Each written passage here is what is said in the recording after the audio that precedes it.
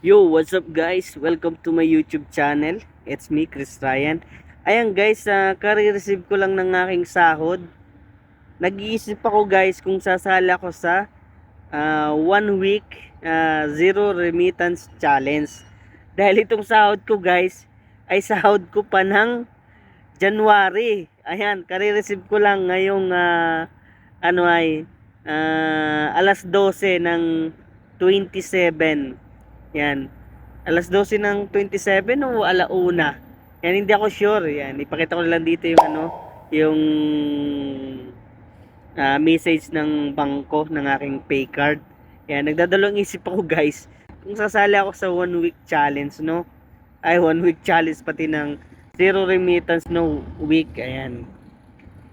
Bilang suporta sa nag-iisang presidente na nagmahal at nagpahalaga sa aming mga OFW, ay ako'y ina-accept ang challenge na zero remittance hanggang April 4. Kaya magpapadala ko isa April 5 na.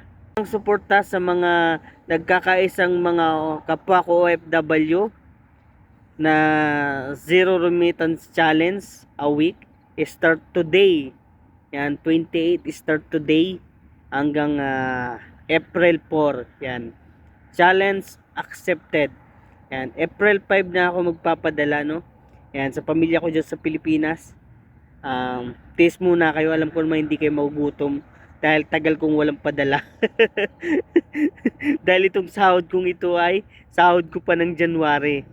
No, kararating lang mag-April na. Kare-receive lang ng January, no? And itong video na to ay para batiin din ng maligayang karawan. Happy 80th birthday. Happy 80th birthday, mahal naming Pangulo, Mr. President Roa Rodrigo Duterte. Happy birthday sa iyo. Ayan, mabuhay ka sana.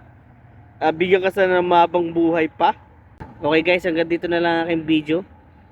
See you next video. Bye bye.